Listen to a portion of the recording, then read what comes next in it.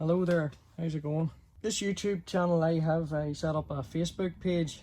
There's a screenshot appearing on the screen there now. Mainly I set it up just in case anyone had a more technical question beyond what YouTube comments could deal with, that I could send pictures and videos of to try and help solve the problems. But anyhow, this company called Topdon sent me this diagnostic device, the Artidiag 600S. They said I could have it if I provided a review of it, so I'm going to give as impartial a review as I can give. I already have a device I use for reading fault codes in cars, but it's nice to have another one, I suppose, as a spare that you can lend out to people and try it, see what it can do. This is just going to be a very unpolished review and honest feedback that I've found using the device. So it comes in a cardboard box, and you can go on their website and I'm sure it says roughly the same. It does engine, gearboxes, well, automatic transmissions, ABS and airbags, and seems to be able to do a few other features there, such as resetting the oil, service lights, so on and so forth. I'll see when I plug it into the car what it can and can't do. Inside the box then is already held open, a few manuals and then the device itself. It has a wired connection between the OBD port and the unit. The advantage of it being wired though is that you can't leave the OBD port or OBD connector in the car, so that's just something to be aware of. And then it also has this USB-C charger, because it's a rechargeable device. It doesn't just take its power from the OBD port, so that's it in there. There's also an SD card reader, which I believe is for sharing the screenshots taken on the device. And that's just a cap which goes over these pins. But one thing that is missing would be some sort of pouch or case to hold this in, but I suppose you could supply your own. There's a screen protector over that touchscreen. I'd suggest just keeping it on, because in this sort of workshop environment your fingers are going to have metallic grit. So it's nice that it comes with one, but it would be useful just to source some replacements so you don't end up damaging that screen. Reading through the manual, there's not really too much confusion about how to use this device. It's easier to plug it in and figure out how to work it, but it's nice to have that manual, and it seems professionally written up. I haven't had to refer to it too much, but it seems to have answered all your questions, technical and usage related. I think their support email is on there at the back too. So far, dealing with the person that messaged me via Facebook, seemed to be a professional outfit. Like good LinkedIn, Facebook, all the usual social media platforms are covered, which is always nice to see. So I have a few cars in here I can plug the device into. Obviously this Aventime doesn't have an engine, so I don't think it's going to read too many fault codes related to the engine today. There's obviously a limit on how old the car can be. This Lucas pumped XUD in this 205 isn't really going to say too much to a computer, nor is this here 305 a carburetor. Yeah, there's just not much electronics around there for it. So we should be able to plug them into a few different cars here and see what they say. The first thing I'll do now is turn this device on before it's plugged into a car. It's possible to turn it on and go through a few different functions before it's plugged in. The internal battery in it has enough power in it to run for a wee while. Give you an idea how long it boots.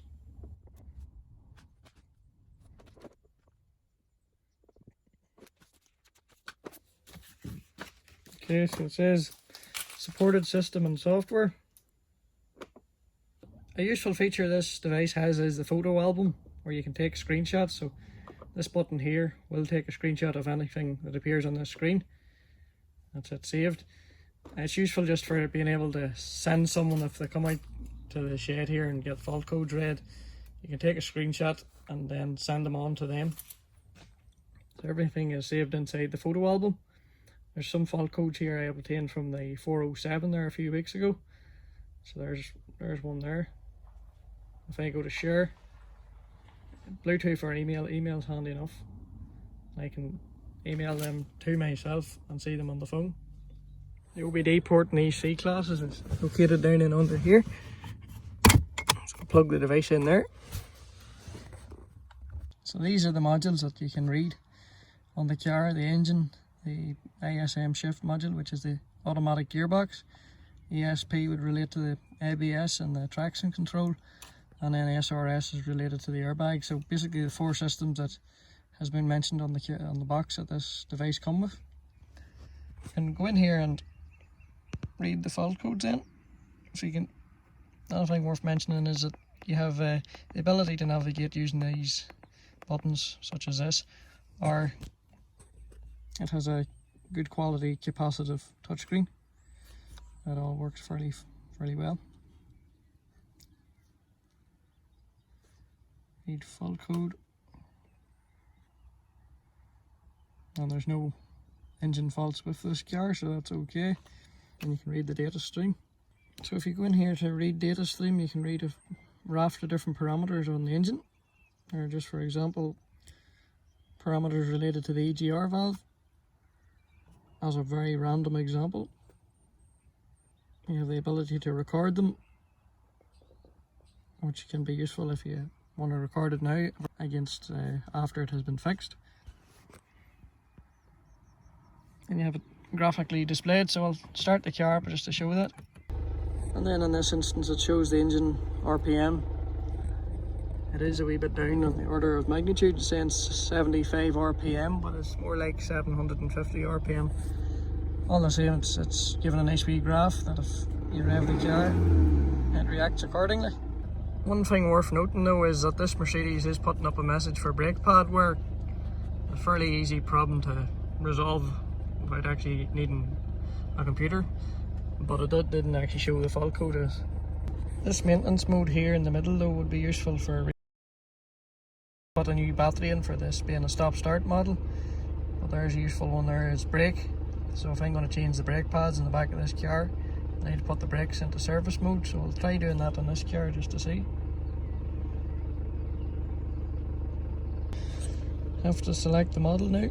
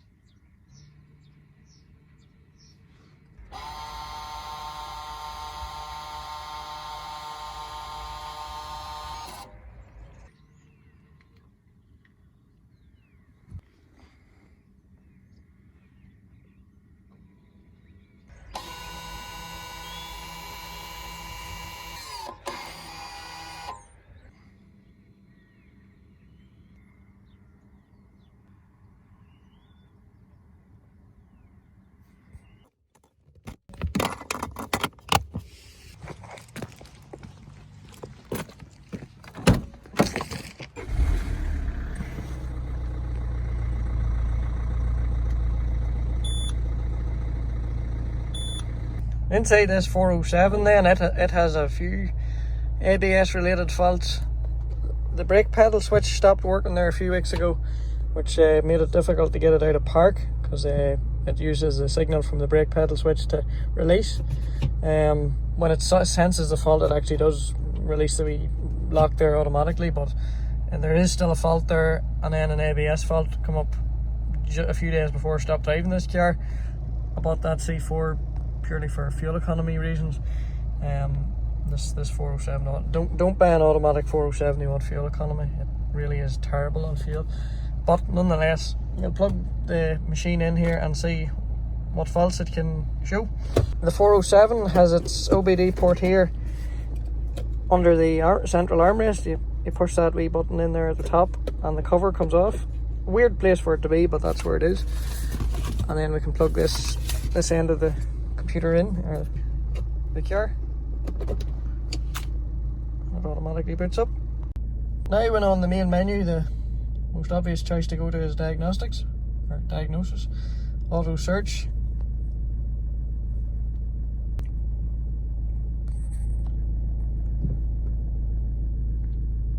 A funny quirk that it does have is on this car it's showing that it's 2002, when in fact the 407 didn't start production I think until 2005 or late 2004, so it's definitely not a 2002 car. Nonetheless, the VIN number and the engine code are correct. And we can do a health report just to see what faults there are with the car.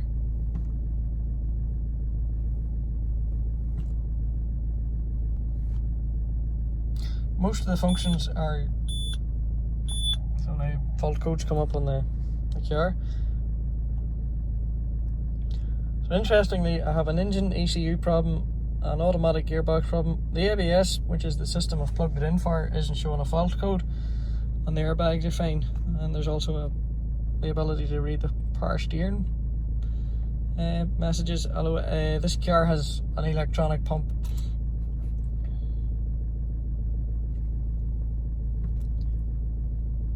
Okay, so there's the usual pre-post heating relay circuit. Hasn't been in many HDI cars I've owned that don't show that fault code and still start up fine on a cold morning. It's this second one here, P1536 brake contact signal, main brake consistency. That's causing a problem here. Version information might give information about the fuel injection system, Siemens, which is always scary in a Peugeot. Much rather see Bosch, but nonetheless it's what's in it. So that's the ECU type SID SID, or it's a SID 803A if you did want to get it remapped. This car is not remapped, but I know that that's something that you would have to consider. It's okay, so read data stream.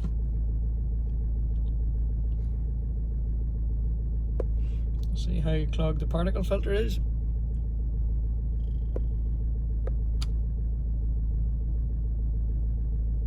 It's showing 0%, which is good. Oh, 32.19. So this car might need to do a regen at some stage. It was getting used before I parked it up for short runs, so it could do with getting a blast up the road to clear it out and see if that figure changes. But it's just interesting to show it nonetheless. Stats available on the emissions control system in this car. So I'm going to just turn them all on and see how they're reading.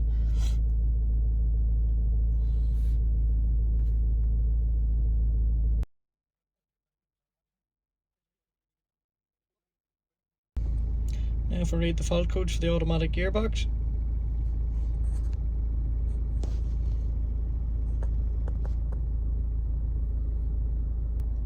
Reading these fault codes, they come up on the automatic gearbox because there is an ABS traction control fault.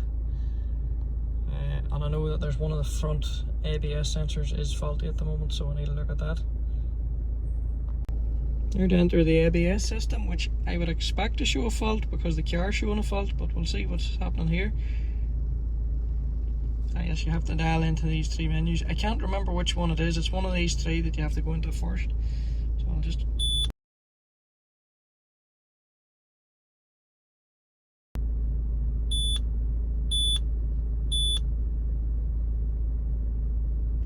Yeah, so there's the fault codes there that I'm getting from the car.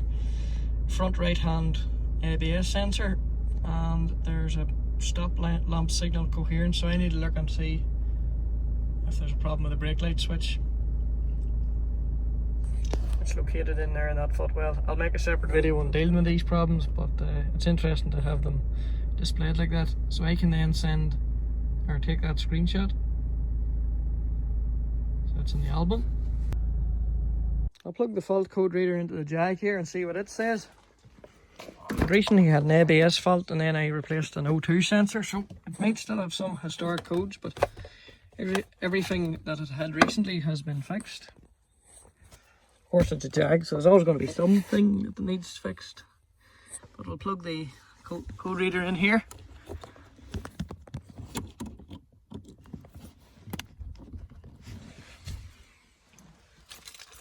And put the Ford Transit key into the ignition.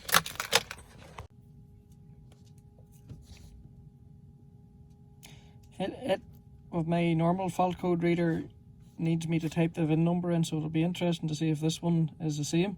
Here we go, it hasn't found the VIN code, so I have to type it in manually. I have to go and find the manufacturer then. Jaguar. Automatically search.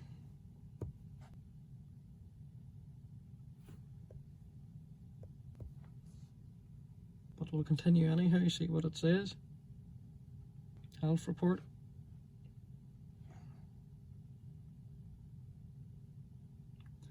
So I can access the engine, the transmission and the anti-lock brakes. Nothing for the airbag on this car. Apparently there's no fault codes.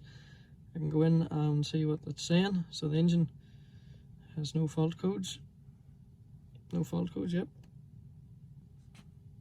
If you want to go back, read data stream. So the Edge A27, that's the 4 litre in this car.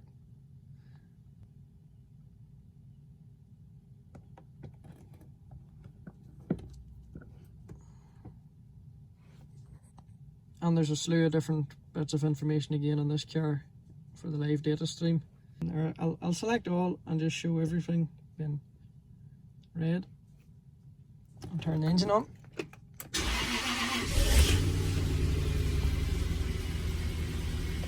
I can go through the different bits of information.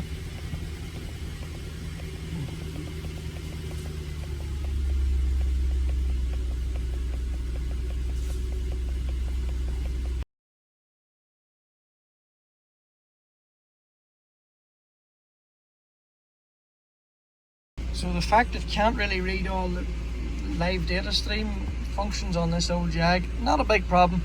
These less sophisticated devices, the ones that aren't the all singing bells and whistles models, you can't expect them to do that sort of thing in an older car like this. And that information, it wasn't fully OBD2 compliant. I know it's a 2001 car, but this is an X308 which really came out in 1996. So I'm not 100% sure whether it would be fully communicative with a device such as this, and you can see that it's not giving all that information. But you know, if you're working on a car like this as a specialist, you would be using the proper Jaguar diagnostic equipment. At least you'd be expected to. Me as basically a DIYer, I'll find workarounds if I do have problems. The fact that in the past I was able to read the ABS fault code and the oxygen sensor fault code is more than enough to get this car fixed and working as it should and through an MOT. Try plugging this device into the MX-5 here. Generally I don't have many reasons to plug diagnostic equipment into the MX-5 because it doesn't give too much trouble and it's sort of in hibernation mode during the winter, but we'll try it anyhow. So the port, is it located down here? No. Open the fuse box cover.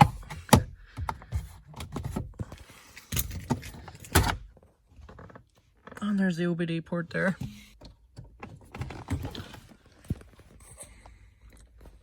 So a useful thing is that the OBD port powers this machine.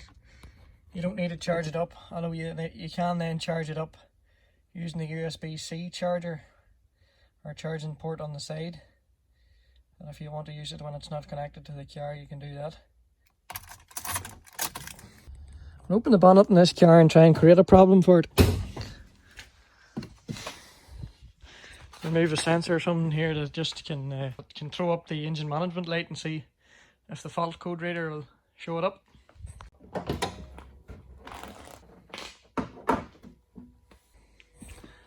I think that mass airflow sensor might be some a part that will throw a fault code.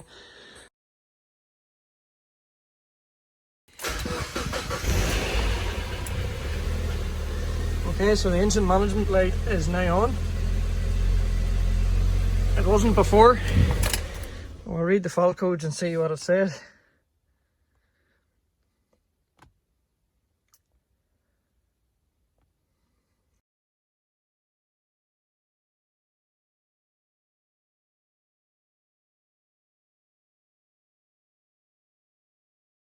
In this case it's Mazda.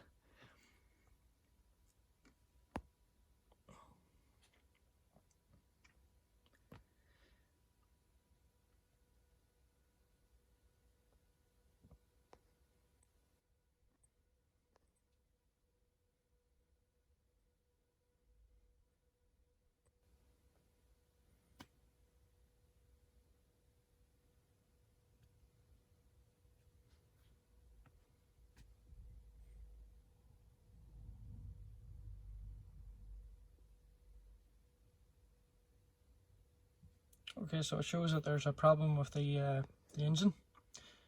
Two sensors that have disconnected. It has ABS. The airbag system in an MX-5, especially this NB, has only got basically the 2 airbags, one on the steering wheel, one on the dash. I'm not even sure if it has pre-tensioners in the seats, but I don't show much for airbags. It's manual transmission, so there's not going to be gearbox faults, just the engine to see.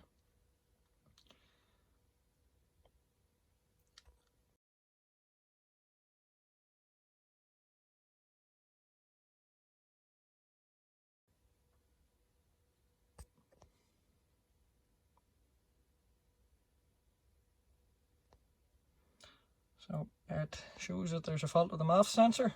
Plug them back in and then clear them. Plug that back in. MX-5s don't really give much problems with their electronics anyhow, just rust, and thankfully this one is free of that. Don't think this machine can give you a status of the rust on an MX-5, but it does alright for the engine management system. So we'll clear that fault code. It's okay.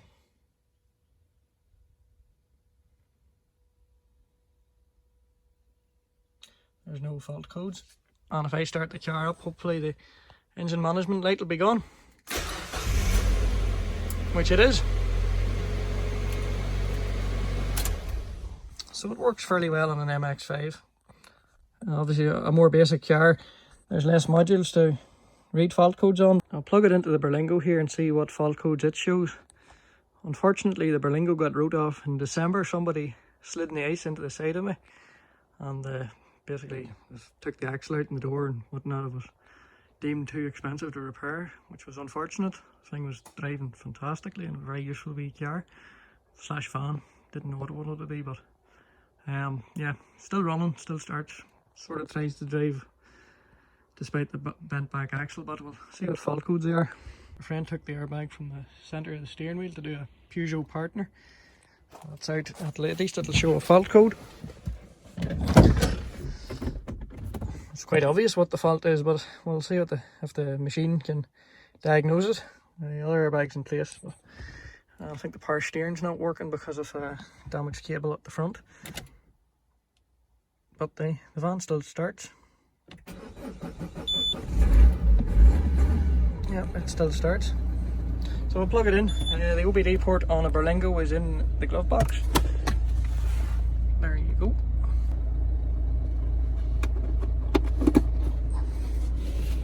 And I see some like these, the cabled devices, because you can hang them over the steering wheel. I'm not entirely sure if that's how it works. It doesn't seem to just stay in place, and I just rested down my knees.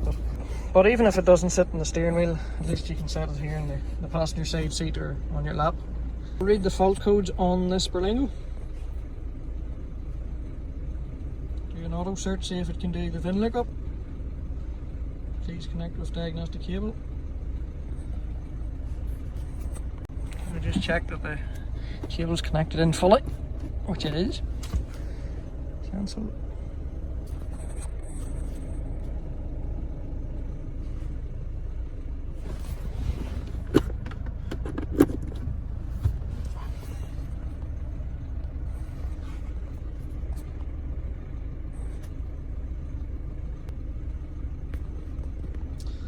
Okay, so the diagnostic cable's not communicating here in this Berlingo. I think there was wires damaged at the front when the battery was taken out of this Berlingo. The recovery man was a bit ham-fisted, so I'll try and fix that and see if the OBD port works after that. I think whatever has been damaged at the front has cut the power, so I'll just see what's going on. That's them wires there connected to a positive source. Put the battery terminal back on and see how it works.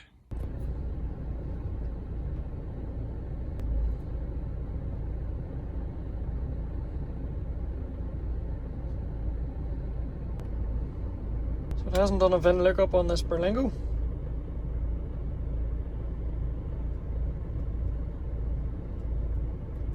And this one's a B9.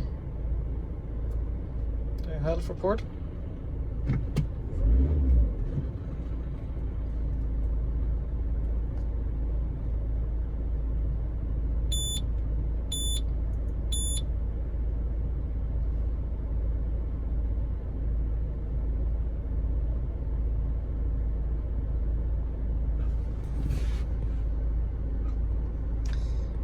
Okay, so engine, might be a few codes related to that wire at the battery being disconnected, the airbag, why I'm plugging it in.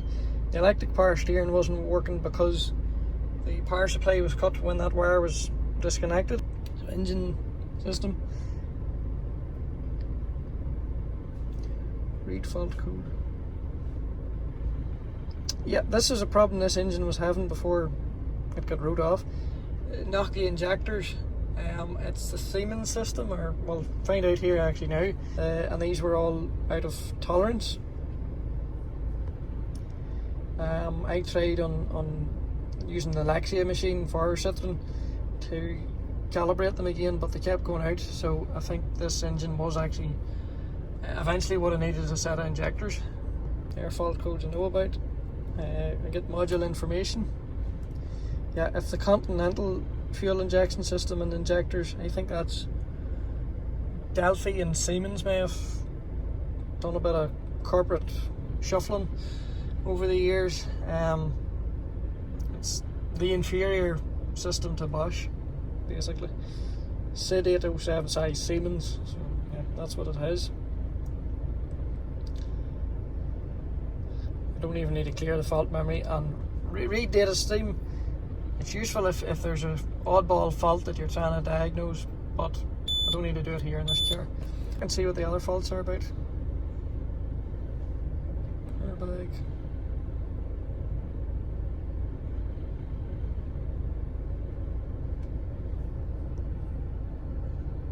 So it knows that the driver's airbag ignition module is resistance too low. Basically, it's not installed.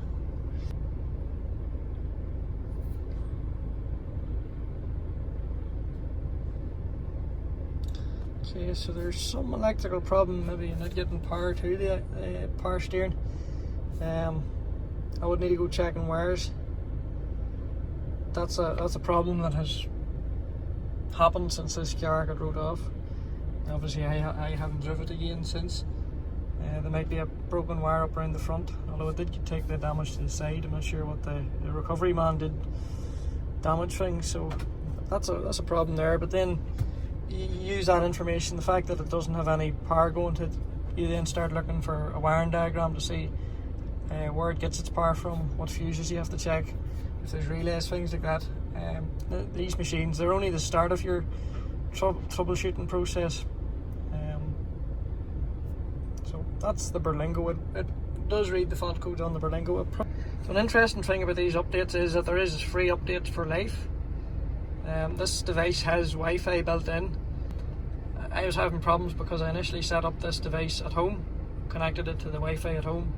Out here at the shed, it's a few miles away. There's no countryside. You can't actually see it. It's dark. Out in the countryside, there's no Wi-Fi about here. So I would just tether to my mobile phone's personal hotspot. The problem was the Wi-Fi. It was difficult to get it to change network. I'll show you now. And network, and here you only have the option for on or off. no way to change what network you're connected to. So I emailed Topdon support, and in fairness they got back to me within 24 hours with a video actually showing how to resolve the problem. So in terms of their support, I can't really say anything bad about them, and I'm glad I just had that chance to use support.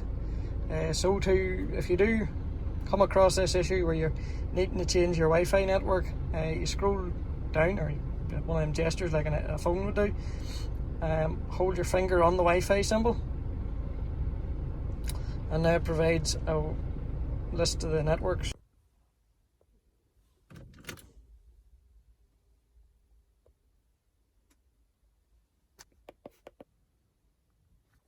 Now that I'm connected to the phone using a personal hotspot, there's a fairly decent 4G signal out here, and seems more than adequate to be able to do these updates. I can press OK, and it takes a couple of minutes just to install it. Yeah, it's actually good, the fact that you can get free updates on it for life. Some more expensive devices out there, you don't get any updates at all. You'd have to pay to get them every year.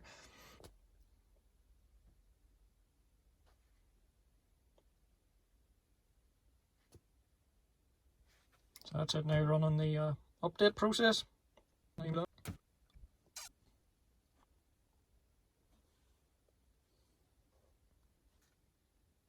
Yeah, so I'm quite confident that this machine could do a DPF regeneration. That's a very similar interface to the more expensive fault code reader I actually use. How it would appear, I'm sure if I selected them options it could run one. I just know this Berlingo, with the amount of fuel left on it, it wouldn't be ready to, or it's not able to do a regeneration, and it's also near 9 o'clock at night. I'm not going to go and leave the car running for another half hour, but it is there. It should do it. It's worth mentioning that if you are connected to the Wi-Fi and you find a fault code, this machine can do a limited web search for the fault code. So just this is using the demo mode on it. If you press on one of these fault codes, it does a Google search for it. It would be very handy if you could just search directly in it. You know, have a web browser, but then again, in this instance, I'm using the personal hotspot from my phone. I'm more likely to use my phone to do a web search or go back to the computer at home. But here you do have Google. So you've got all the forums and websites that you could possibly need there to find whatever that code is. It is a full web browser though when you get into it then, so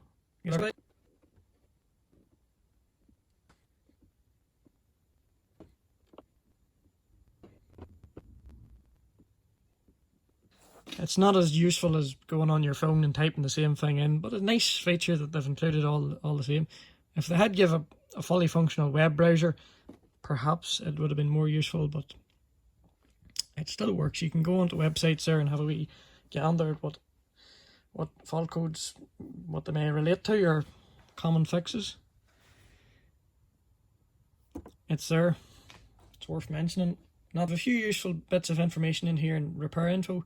You can do an OBD fault code library search, so somebody quotes you a PO number or whatever it is, you can find out what it's meant to refer to. Having said that, a decent fault code reader is supposed to give you the definition of the fault code. This one does, but it has that anyhow. It's useful nonetheless. Coverage list.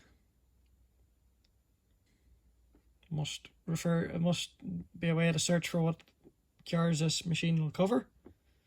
So far, I haven't found anything it can't work with. Video. It doesn't do anything. Learning.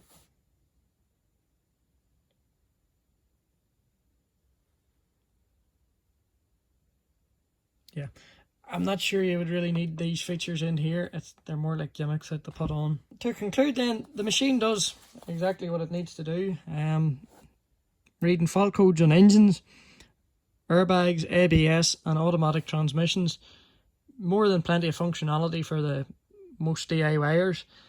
Mechanics, now obviously you'll need a few extra functions, and a more expensive machine it would be worth paying extra for. On Topdon's website, they seem to do a more comprehensive machine with wireless functionality, you know, instead of using a lead here, it's wireless for about £350 or thereabouts. If I was buying a machine for the shed here, I would have considered it versus what I've actually got. Nonetheless, for the DIYer, someone working on their own cars for friends and family, perfect machine for that. It's well built, has all the functions you need. The maintenance functions are actually very useful, you know, for doing things like the handbrake and the Mercedes. Being able to force a DPF regeneration, plenty of diesel owners would benefit from that. It's useful that you can send screenshots or take screenshots on the screen itself rather than having to use a phone and send them that way. Sending reports back via Wi-Fi to your email address, or if somebody calls out, they can get a report of what fault codes their car showed, and that lets them go and search and ask questions as to what the problem was. The fact that it is a wired machine, initially I wasn't a big fan of that, but having said that, using it, the fact that it actually charges the device through the OBD is useful. The device I use is wireless, and what commonly happens is that it runs out of charge. This here has the charger built in. Basically, when you plug it into the car, it's going to take the charge from the OBD port. None of that embarrassing, oh sorry I forgot to charge it. I would definitely recommend it if you were looking at an entry-level fault code reader. It's currently priced on eBay at £195, but there's a promotion between the 2nd and the 13th of August where the price is £146 or £145.99 pound, which is a good price. They've provided me with a link to the discounted product, and I'll put it in the video description below, but it is only valid between the 2nd and the 13th of April 2022. But even at the regular price, it seems to represent good value for money. So that's the Artidiag 600S. I would consider one if I was looking at a fault code reader. Can't say anything bad about it. It's done all it said it was going to do, and it's a good quality device.